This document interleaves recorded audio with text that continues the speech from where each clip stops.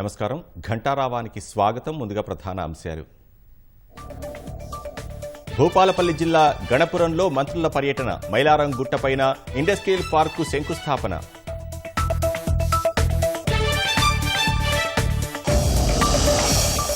అసెంబ్లీలో తనను కావాలనే టార్గెట్ చేశారన్న దానం నాగేందర్. వ్యాఖ్యలు ఎవరినైనా బాధిస్తే క్షమించాలన్న ఎమ్మెల్యే.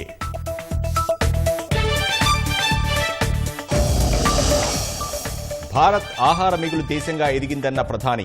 10 ఏళ్లలో 1900 కొత్త వంగడాలను అందించిందని ప్రకటన.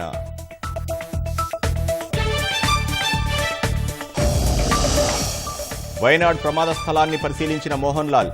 సైనిక ప్రతినిధులను అడిగి నష్టం వివరాలపై ఆరా.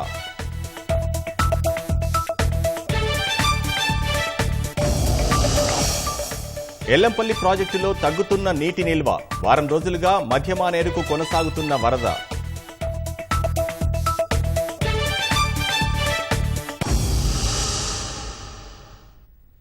మద్యం మత్తులో కారు నడిపిన వ్యక్తి 7 ఏళ్ల బాలుడి మృతికి కారణమయ్యాడు. హైదరాబాద్ గోల్కొండ పరిధిలోని ఇబ్రహీంబాగ్లో ఘటన జరిగింది. తల్లిదండ్రులతో కలిసి బైక్పై ఇబ్రహీంబాగ్ నుంచి రోడ్లపైకి వస్తుండగా ఎదురుగా వచ్చిన కారు వేగంగా ఢీకొట్టడంతో బాలుడు సూర్య అక్కడికక్కడే చనిపోయాడు. మద్యం మత్తులో కారు నడిపినట్లు, కారులో మద్యం సీసాలున్నట్లు స్థానికులు తెలిపారు. నిందితుడిని అదుపులోకి తీసుకున్న పోలీసులు కేసు నమోదు చేసి దర్యాప్తు చేస్తున్నారు. ఆహార మిగులు దేశంగా మారిన భారత్ ప్రస్తుతం ప్రపంచ ఆహార భద్రత కోసం కృషి చేస్తోందని ప్రధాని నరేంద్ర మోదీ తెలిపారు. 65 ఏళ్ల తర్వాత భారత్లో నిర్వహిస్తున్న 32వ international conference of agriculture economics ICAEని ప్రధాని మోదీ ఢిల్లీలో ప్రారంభించారు. ఈ సమావేశానికి 70 దేశాల నుంచి సుమారు 1000 మంది ప్రతినిధులు హాజరయ్యారు. 2024-25 కేంద్ర బడ్జెట్ స్థిరమైన వ్యవసాయంపై దృష్టి సారించిందని మోదీ చెప్పారు. గతంలో ICAEకి ఆతిథ్యం ఇచ్చినప్పుడు భారతదేశం ఇప్పుడే స్వాతంత్ర్యం సాధించిందని మోదీ గుర్తు చేశారు. ఆ సమయంలో వ్యవసాయం, ఆహార భద్రత పరమైన సవాళ్లను ఎదుర్కొన్నట్లు చెప్పారు. ఇప్పుడు భారత్ ఆహార మిగులు దేశంగా ఎదిగిందని, పాలు, పప్పుధాన్యాలు, సుగంధ ద్రవ్యాల ఉత్పత్తిలో ప్రపంచంలో అగ్రస్థానంలో ఉందని మోదీ చెప్పారు. ఆహార ధాన్యాలు, పండ్లు, కూరగాయలు, పత్తి, చక్కెర, టీ ఉత్పత్తిలో రెండో అతిపెద్ద ఉత్పత్తిదారుగా మారిందని తెలిపారు. గత 10 ఏళ్లలో భారత్ వాతావరణాన్ని తట్టుకునే 1900 కొత్త వంగడాలను అందించిందని ప్రధాని చెప్పారు. భారతదేశం ప్రకృతి వ్యవసాయాన్ని ప్రోత్సహిస్తోందని వివరించారు. పెట్రోల్లో 20% ఇథనాల్ బ్లెండింగ్ లక్ష్యాన్ని సాధించే దిశగా తమ దేశం పయనిస్తోందని అన్నారు. भारतीय कृषि की एक और विशेषता है, भारत में हम आज भी 6 सीजन्स को ध्यान में रखते हुए सब कुछ प्लान करते हैं. हमारे यहाँ 15 एग्रो क्लाइमेटिक जोन्स की अपनी खासियत है. भारत में अगर आप कुछ 100 किलोमीटर ट्रेवल करें तो खेती बदल जाती है. मैदानों की खेती अलग है, हिमालय की खेती अलग है, डेजर्ट ड्राई डेजर्ट की खेती अलग है, जहां पानी कम होता है वहां की खेती अलग है और कोस्टल बेल्ट की खेती अलग है. ये जो डायवर्सिटी है यही ग्लोबल फूड की सिक्योरिटी के लिए भारत को उम्मीद की किरण बनाती है. శ్రీశైలం, తుంగభద్ర, జూరాల నుంచి వస్తున్న వరదతో నాగార్జున సాగర్ జలాశయానికి ప్రవాహం కొనసాగుతోంది. సాగర్ ఇన్ఫ్లో 2,91,000 క్యూసెక్కులు కాగా అవుట్ఫ్లో 34,911 క్యూసెక్కులకు చేరుకుంది. జలాశయం పూర్తిస్థాయి నీటి మట్టం 590 అడుగులు కాగా సాగర్ ప్రస్తుత నీటి మట్టం 559.8 అడుగులకు చేరుకుంది. అటు శ్రీరామ్ సాగర్ ప్రాజెక్టుకు వరద ప్రవాహం కొనసాగుతోంది. ప్రాజెక్టు నీటి మట్టం 1091 అడుగులు కాగా ప్రస్తుత నీటి మట్టం 1079 అడుగులకు చేరుకుంది. నిర్మల్ జిల్లా కడెం జలాశయానికి 8,369 క్యూసెక్కుల వరద చేరడంతో ప్రాజెక్టు 2 గేట్లు ఎత్తిన అధికారులు నీటిని విడుదల చేశారు.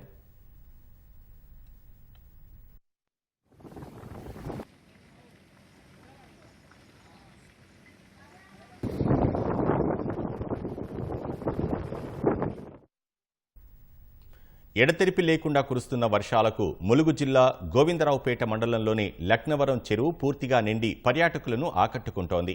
చెరువుపై ఉన్న వంతెనల పైనుంచి సరస్సు అందాలు తిలకించేందుకు సుదూర ప్రాంతాల నుంచి సందర్శకులు తరలివస్తున్నారు. సంవత్సరం పొడవునా సాగునీరు అందించే ఈ చెరువు ప్రస్తుతం పర్యాటకులను ఆకర్షిస్తోంది.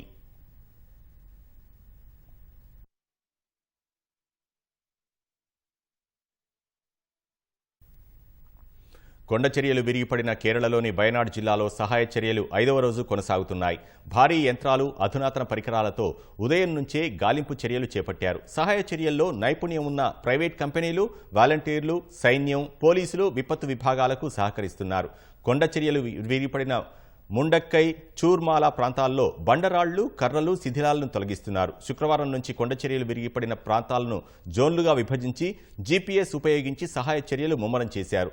వైమానిక ఛాయాచిత్రాలు, సెల్ఫోన్ డేటా ఆధారంగా లొకేషన్ మ్యాపింగ్ చేశారు. మట్టి, శిథిలాల కింద చిక్కుకున్న వారిని గుర్తించేందుకు గ్రౌండ్ పెనెట్రేటింగ్ రాడార్, డాగ్ స్క్వాడ్లను ఉపయోగిస్తున్నారు. ఎవరైనా ప్రాణాలతో బయటపడితే తక్షణ వైద్యం చేయించడం కోసం పెద్ద సంఖ్యలో వైద్య నిపుణులు, అంబులెన్స్లను సిద్ధంగా ఉంచారు. 190 అడుగుల పొడవైన బేలీ వంతెన నిర్మాణం పూర్తి కావడంతో భారీ యంత్రాలు తరలించేందుకు మార్గం సుగమమైంది. వయనాడ్, మలప్పురం, కోజికోడ్ జిల్లాల గుండా ప్రవహించే చలియార్ నది తీరం వెంబడి సహాయ చర్యలు కొనసాగుతున్నాయి. వయనాడ్ నిలయంలో మృతుల సంఖ్య 308కి చేరింది. వయనాడ్లో కొండ చర్యలు విరిగిపడిన ప్రాంతంలో సినీ నటుడు మోహన్ లాల్ పర్యటించారు. మోహన్ లాల్ భారత టెరిటోరియల్ ఆర్మీలో లెఫ్టినెంట్ కర్నల్గా ఉన్నారు. సైనిక దుస్తుల్లో వయనాడ్ జిల్లాలోని మెప్పాడి సైనిక క్యాంప్కు మోహన్ లాల్ చేరుకున్నారు. అక్కడ అధికారులతో సమావేశమై సహాయక చర్యల గురించి అడిగి తెలుసుకున్నారు. తర్వాత సైనిక వాహనంలో కొండ చర్యలు విరిగిపడిన ప్రాంతాల్లో పర్యటించారు. అక్కడ నష్టం వివరాలను సైనిక ప్రతినిధులు మోహన్ లాల్కు వివరించారు. సినీ పరిశ్రమలో చేసిన సేవకు గాను గౌరవ సూచకంగా మోహన్ లాల్కు 2009లోనే టెరిటోరియల్ ఆర్మీలో లెఫ్టినెంట్ కర్నల్ హోదాను ప్రదానం చేశారు.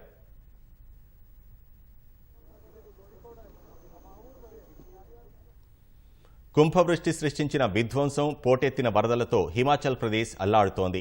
సమేజ్ ప్రాంతంలోని రాంపూర్, కుల్లు ప్రాంతంలోని బగిపుల్, మండి జిల్లాలోని పథార్ ప్రాంతాలు తీవ్రంగా ప్రభావితమయ్యాయి. హిమాచల్ విపత్తు నిర్వహణ అధికారులు తెలిపారు. మొత్తం 53 మంది గల్లంతు కాగా వారిలో 6 మృతదేహాలను గుర్తించారు. మరో 47 మంది కోసం విపత్తు స్పందన బృందాలు గాలిస్తున్నాయి. కొండ చర్యలు విరిగిపడడం, ఇళ్లు కూలడం, రోడ్లు కొట్టుకుపోవడంతో అనేక గ్రామాల ప్రజలు ఇబ్బందులు పడుతున్నారు. సమేజ్ ప్రాంతంలోని రాంపూర్లో సహాయ చర్యల కోసం సైన్యం తాత్కాలిక వంతెన నిర్మించింది. ఆకస్మిక వరదల ఉధృతికి కుల్లు, మనాలి జాతీయ రహదారిలో కొంత భాగం కొట్టుకుపోగా పునరుద్ధరణ ప్రయత్నాలకు వరదలు ఆటంకం కలిగిస్తున్నాయి. అనేక గ్రామాలకు వెళ్లే రహదారులపై కొండ చర్యలు విరిగిపడి రోడ్లు దెబ్బతిన్నాయి. వాటిని సైన్యం, విపత్తు నిర్వహణ దళాల సాయంతో ఆయా జిల్లాల యంత్రాంగం పునరుద్ధరించే ప్రయత్నాలు చేపట్టింది.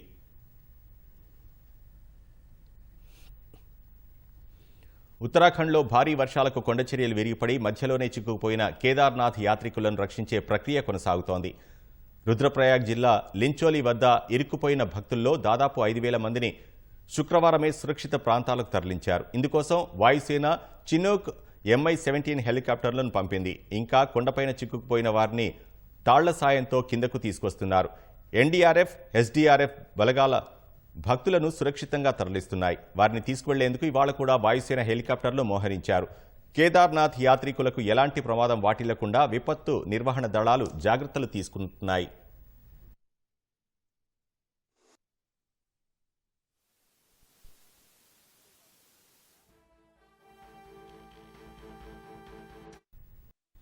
భూపాలపల్లి జిల్లా గణపురం మండలంలో ఇండస్ట్రియల్ పార్కు మంత్రులు శంకుస్థాపన చేశారు. మంత్రి సీతక్క మాట్లాడుతున్నారు. ప్రత్యక్ష ప్రసారం ద్వారా చూద్దాం. ఇచ్చిన నోటిఫికేషన్లు కూడా లీక్ అయి, క్యాన్సిల్ అయి, రోజుల తరబడి, సంవత్సరాల తరబడి మన పిల్లలు కోచింగ్ సెంటర్లలో తిప్పుకున్నటువంటి పార్టీ అలా కొలువుల కోసం మేము ధర్నాలు అంటున్నాం. నిన్న ఒక గొప్ప గొప్ప చట్టాలను, గొప్ప గొప్ప మరి స్టేట్మెంట్స్ ను కూడా అసెంబ్లీలో ఇవ్వడం జరిగింది. ఇదే పొంగులేటి శ్రీనివాసరెడ్డి గారు పెద్దలు మరి ధరణి మూలంగా ఎన్ని ఇబ్బందులు అయినాయో భూపాలపల్లి జిల్లా వాళ్ళు ఎంతమంది మరి MROల చుట్టూ తిరిగిర్రు, కలెక్టర్ల చుట్టూ తిరిగిర్రు, అదంతా తెలుసు. దాని అంతా ఒక ప్రజలందరికి అనుకూలమైనటువంటి భూమాత తెస్తుంటే ధరణి మార్చొద్దు. ఎందుకంటే వందలాది ఎకరాల భూములు కొంతమంది పేదోళ్ల భూములు పట్టాలు చేసుకున్నటువంటి వాళ్ళు అడ్డుకునే ప్రయత్నం చేశారు. అయినా కూడా దిగ్విజయంగా జరిగింది. మరి స్కిల్ ఇండియా అని, యంగ్ స్కిల్ ఇండియా అని ఒక గొప్ప ఇండస్ట్రియల్ పార్క్ ను కూడా హైదరాబాద్ దగ్గర మరి నైపుణ్య శిక్షణా కేంద్రాన్ని కూడా మొన్ననే సీఎం గారు, అదేవిధంగా IT మినిస్టర్ గారు ప్రారంభించడం జరిగింది. అది వస్తుంది పిల్లలకు అందుబాటులోకి. నిన్న జాబ్ క్యాలెండర్ కూడా రిలీజ్ చేసినాం. తట్టుకోలేక ఇవాళ విమర్శల మీద విమర్శలు. నిన్నటిదాకా మీరే ఉన్నారు. ఉద్యోగాలు ఎవరైతే నోటిఫికేషన్లు ఇచ్చినా కూడా లీకేజ్ చేసి మరి అబాస్ పాలైనరు. ఇవాళ మనల్ని రకరకాలుగా విమర్శిస్తున్నారు. కాబట్టి ఇక్కడటువంటి పెద్దలు యువకులు అందరూ అర్థం చేసుకొని ఈ పార్టీ కాంగ్రెస్ ప్రభుత్వాన్ని దీవించాలని కోరుతూ ఇచ్చిన ప్రతి మాట నిలబెట్టుకునే నైజం కాంగ్రెస్ పార్టీది, కాంగ్రెస్ ప్రభుత్వంది. ఆ రోజు కూడా మరి వైఎస్ఆర్ గారి నాయకత్వంలో సోనియమ్మ గారి ఆదేశాల మేరకు దేశంలో మొదటిసారి అందరి రుణమాఫీ చేసిన ఘనత ఆనాటి కాంగ్రెస్ ప్రభుత్వంది, వైఎస్ఆర్ గారి ప్రభుత్వంది. ఈ రోజు కూడా మళ్ళీ అంతే లెవెల్లో రుణమాఫీ చేస్తుంటే తట్టుకోలేకపోతున్నారు. వాళ్ళు 1 లక్షను 4 విడతలుగా చేసిన అయినా ఇంకా వడ్డీలకు వడ్డీలు పెరిగినాయి. ఇట్లా ఒక మంచి కార్యక్రమం చేస్తుంటే ఎప్పుడు వెనక గుంజాలే, వెనకకు లాగుడు, బదనాం చేసేటువంటి కార్యక్రమాలలో వాళ్ళు ఉన్నారు. కాబట్టి ఇక్కడటువంటి వాళ్ళందరూ కూడా కొంతమందికి ఏదైనా వర్తించకుంటే ఖచ్చితంగా ఇప్పుడు 15 తర్వాత మిగతా 2 లక్షల రుణమాఫీ అయిన తర్వాత మిగతా సాధక బాధకాలు ఇంకెవరు ఎట్లా మిస్ అయ్యారంతా సమీక్షించుకొని మళ్ళీ ఎట్లా చేయాలనేటువంటి ఆలోచనతో కూడా మన ప్రభుత్వం, మన సీఎం గారు, మన మంత్రివర్గం అందరం కూడా ఆలోచనలో ఉన్నాం. కాబట్టి మీరందరూ కూడా ఈ ప్రభుత్వాన్ని దీవించాలని కోరుతూ, మరి ముఖ్యంగా సత్యన్న గారు చెప్పినట్టుగా వరదలు వచ్చి ములుగు గాని భూపాలపల్లి గాని గత జూలై నెలలో ఎన్ని ఇబ్బందులు పడ్డామో మీకు మాకు తెలుసు. ఆ క్రమంలోనే మరి మొన్న 97 కోట్ల వరకు అటు బట్టన్న గారు, అదేవిధంగా శ్రీధర్ బాబు గారు, మేము అందరం ఆలోచించుకొని మరి ఇవ్వడం జరిగింది మా శాఖ నుంచి కూడా. తప్పకుండా రాబోయే కాలంలో ఇంకా వెల్తుర్లపల్లి రోడ్ గాని ఇంకా మిగతా రోడ్స్ గాని అద్భుతంగా చేసుకుందాం.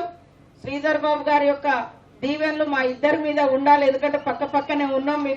మీరు పెద్దలు, మా ప్రాంత పరిస్థితి తెలుసు కాబట్టి మరి వారు సీనియర్ మంత్రులు, అదే విధంగా మొదటి నుంచి కూడా కాంగ్రెస్ పార్టీ మంత్రిగా పెద్దలుగా కొనసాగుతున్నారు. కాబట్టి వారి యొక్క సూచనలు, అనుభవాలను ఈ యొక్క ప్రాంత అభివృద్ధికి, అదే విధంగా సీనన్న గారి యొక్క జిల్లా ఇన్ఛార్జ్ మినిస్టర్ గా వారి యొక్క సూచనలు, అదే విధంగా సలహాలతోటి తప్పకుండా ఈ వెనుకబడ్డ ప్రాంతాల అభివృద్ధి లక్ష్యంగా అందరం కలిసికట్టుగా పనిచేస్తామని తెలియజేస్తూ, తప్పకుండా రోడ్లు గాని ఇంకే ఉన్న కాంగ్రెస్ ఇచ్చిన ప్రతి మాటను మేము నిలబెట్టే బాధ్యత మాది. 7 లక్షల కోట్ల అప్పు వేసిండ్రు, అవతల పడ్డారు. కాబట్టి ఇవాళ వెంటనే అంటే కొన్ని ఇబ్బందులు అవుతున్నాయి, సమకూర్చుకోవాలి వనరులు, అవన్నీ చేస్తున్నాం. ఖచ్చితంగా మీ అందరి యొక్క దీవెనలు మన ప్రభుత్వం మీద ఉండాలని మనస్ఫూర్తిగా కోరుకుంటూ ఈ యొక్క మంచి కార్యక్రమాన్ని మొట్టమొదట మన అటవీ ప్రాంతాలలో ప్రారంభిస్తున్నందుకు మరి ఐటీ మినిస్టర్ గా శ్రీధర్ బాబు గారికి మరొకసారి ధన్యవాదాలు తెలియజేస్తాను.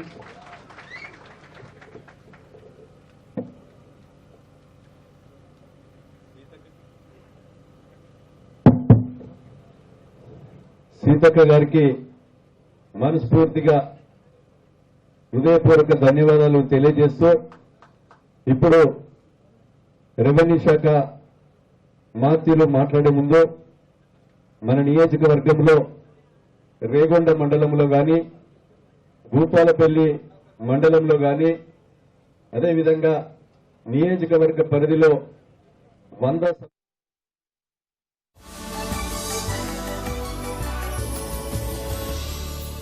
కాబట్టి మీకు సిగరెట్ తాగాలనే కోరిక బలంగా ఉంటే నికోటెక్స్ తో కంట్రోల్ చేసుకోండి. ఒకే రోజులో జరగకపోవచ్చు, కానీ ఒక రోజు తప్పకుండా జరుగుతుంది. మాకు నమ్మకం ఉంది మీరు మానేయగలరని. నికోటెక్స్.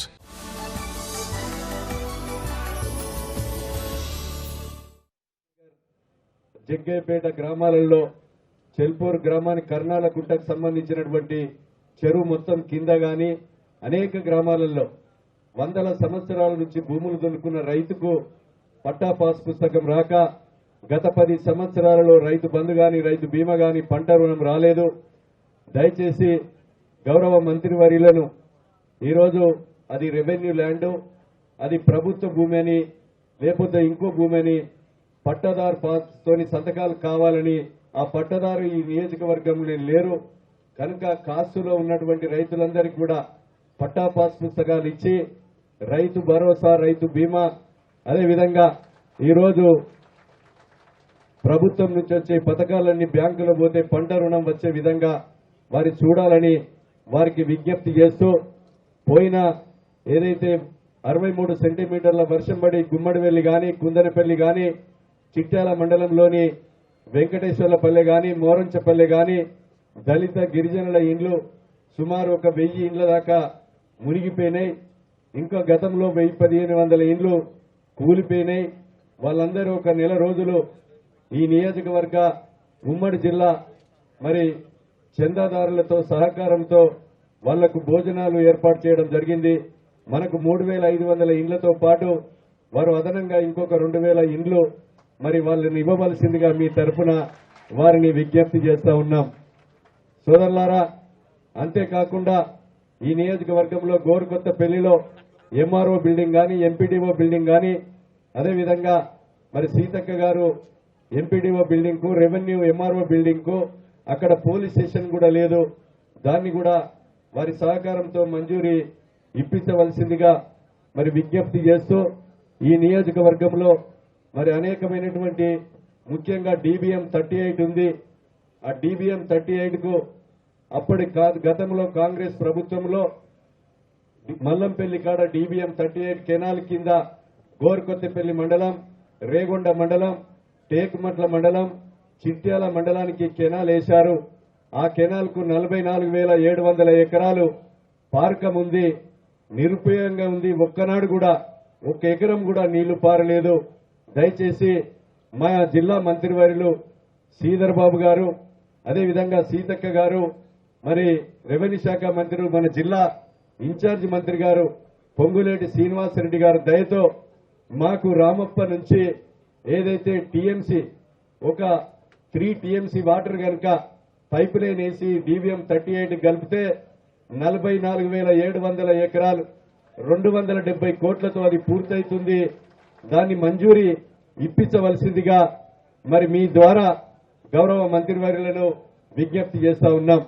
అదేవిధంగా 3 నియోజకవర్గాలకు గన్పూర్ చెరువు గ్యాబాయ కట్టుంది, గణపురం మండలం, భూపాలపల్లి మండలం, అదేవిధంగా ములుగు నియోజకవర్గం వెంకటాపూర్ మండలానికి 8,000 ఎకరాలు, తాడిచెర్ల మండలంలో 800 ఎకరాలు, భూపాలపల్లి మండలంలో 8,000 ఎకరాలు, గణపురం మండలానికి మరి 8,000 ఎకరాలు, 35,000 ఎకరాలు గ్యాబాయ కట్టుకు ఏదైతే గణపురం లిఫ్ట్ ద్వారా గ్యాబాయ కట్టుకు పారే అవకాశం ఉంది. ఎస్టిమేట్ ఈఎన్సీ దగ్గర ఉంది. దయతో ఈ 2 వర్కులు మరి మంత్రులు మంజూరు చేయించవలసిందిగా విజ్ఞప్తి చేస్తూ వారికి మీ ద్వారా మీ తరపున వారికి రిప్రజెంటేషన్ ఇస్తున్నాం కనుక ఈ విషయాలను దయతో మీరందరూ కూడా మంజూరు ఇప్పించవలసిందిగా విజ్ఞప్తి చేస్తూ గౌరవనీయులు మన రెవెన్యూ గృహ నిర్మాణ శాఖ మంత్రివర్యులు పొంగులేటి, జిల్లా ఇన్ఛార్జ్ మంత్రివర్యులు పొంగులేటి శ్రీనివాసరెడ్డి గారిని ప్రసంగించవలసిందిగా విజ్ఞప్తి చేస్తున్నాం.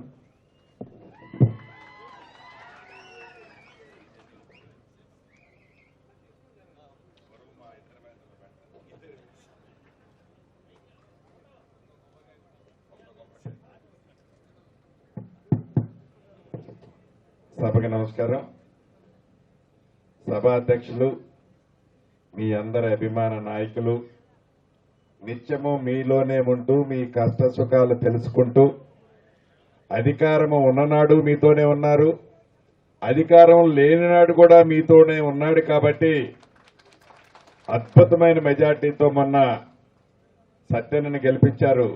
సత్యన్న గారికి, సహచర మంత్రివర్యులు పెద్దలు శ్రీధరబాబు గారికి, మరొక మంత్రివర్యురాలు సోదరిమణి సీతక్క గారికి, మొన్ననే కని విని ఎరగని మెజార్టీతో పార్లమెంటుకు పంపించిన సోదరిమణి కావ్య గారికి, అదే రకంగా ఇంకొక సహచర శాసనసభ్యులు నాగరాజు గారికి, అదే రకంగా ఈ TJIIC కార్పొరేషన్ చైర్మన్ అక్క పెద్దక్క నిర్మలక్కకు, ఇంకా ఇంకొక కార్పొరేషన్ చైర్మన్ గారు ఉన్నారు రామకృష్ణారెడ్డి గారు, ప్రకాష్ రెడ్డి గారికి, కలెక్టర్ గారికి, ఎస్పీ గారికి, వేదిక మీద ఇంకా చాలా మంది అధికారులు ఉన్నారు, ప్రజా ప్రతినిధులు ఉన్నారు, ముఖ్యంగా ప్రింట్ అండ్ ఎలక్ట్రానిక్ మీడియా మిత్రులు, ఈ కార్యక్రమానికి హాజరైన మన పార్టీ కుటుంబ సభ్యులందరికీ శిరస వంచి పేరు పేరున హృదయపూర్వక నమస్కారాలు. చాలా సంతోషం. ఒక 2 నిమిషాలు మీ శాసనసభ్యుల గురించి చెప్పాల్సిన అవసరం ఉంది. ఎందుకంటే శాసనసభ్యుడిగా మీ దీవెనలతో గెలిచిన తర్వాత మేమందరం రేవంత్ రెడ్డి గారి మంత్రివర్గంలో మంత్రులమైన తర్వాత నిత్యము ఏదో ఒక పని మీదనే మీ నియోజకవర్గ అభివృద్ధి పని మీదనే వచ్చేవాడు. తను శాసనసభ్యుడిగా లేనప్పుడు ఎన్నికల కంటే ముందు ఏదైతే వర్షాలు వచ్చి కుంటలు చెర్లు అన్నీ తెగి రోడ్లన్నీ తెగితే ఆనాటి ప్రభుత్వము ఆనాటి శాసనసభ్యుడు పట్టించుకోకపోతే మీ దీవెనలతో ఇందిరమ్మ రాజ్యం వచ్చిన తర్వాత మీ శాసనసభ్యుడు గెలిచిన తర్వాత అన్నా నాకు ఇదిగో 50 కోట్లు ఇస్తేనే ఈ రోడ్లన్నీ బాగుపడతాయి, అన్నా నాకు ఒక 70 కోట్లు ఇస్తేనే ఈ చెరువులన్నీ మరామత్తులు అవుతాయని అటు ముఖ్యమంత్రి గారి దగ్గరికి ఈ జిల్లా ఇన్ఛార్జి మంత్రిగా నా దగ్గరికి నిత్యము తిరిగి సాధించుకున్నంత గొప్ప వ్యక్తి మీరు గెలిపించుకున్న మీ శాసనసభ్యుడు. ఇప్పుడు కూడా చూశారు కదా, నాతో ఒక కొబ్బరికాయ కొట్టించాడు, సీతక్కతో ఒక కొబ్బరికాయ కొట్టించాడు, శ్రీధరబాబు గారితో ఒక కొబ్బరికాయ కొట్టించాడు.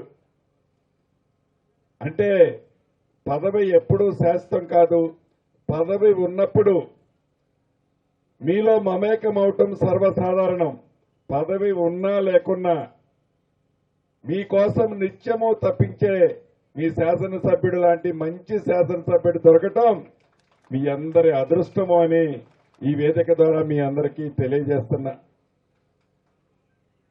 మనందరం మా కలలకు అన్నట్టు పేదోడు ప్రభుత్వం రావాలని, అది ఇందిరమ్మ రాజ్యంతోనే సాధ్యమని మీ అందరి దీవెనలతో తెలంగాణ రాష్ట్రంలో ఇందిరమ్మ రాజ్యం వచ్చిన తర్వాత గౌరవ ముఖ్యమంత్రి రేవంత్ రెడ్డి గారి నాయకత్వంలోని ఈ ప్రభుత్వం ఈనాడు అభివృద్ధికి సంక్షేమానికి 2 కళ్లలాగా జోడెడ్లలాగా రెండింటినీ సమపాలలో ఈ ప్రభుత్వం ఈనాడు నడిపిస్తుంది. పెద్దలు శ్రీధరబాబు గారు ఒక చాలా దూరదృష్టితో ఈ ప్రాంతం కూడా అభివృద్ధి చేయాలని మీ శాసనసభ్యుడి యొక్క పట్టుదలతో రెవెన్యూ ల్యాండ్ సుమారు ఒక 140 ఎకరాలు ఆనాడు ఈ ఆస్తిని వేరే వాళ్ళకి కట్టబెట్టారు. ఆ కట్టబెట్టిన ఆస్తిని నేను మంత్రి అయిన మొదటి 10 రోజుల్లోనే వచ్చి ఎట్టి పరిస్థితుల్లో దాన్ని క్యాన్సిల్ చేయాలన్నాని నాతో సంతకం పెట్టించుకొని క్యాన్సిల్ చేసి ఈ భూమిని మీ అందరికీ ఇక్కడున్న యువతకి ఉపయోగపడే విధంగా ఈనాడు ఈ భూమిని పేదోడి ఆలోచనకు అనుగుణంగా మీ అందరి ఉపయోగం కోసం ఈరోజు ఈ ప్రభుత్వం నిర్ణయించడం జరిగింది.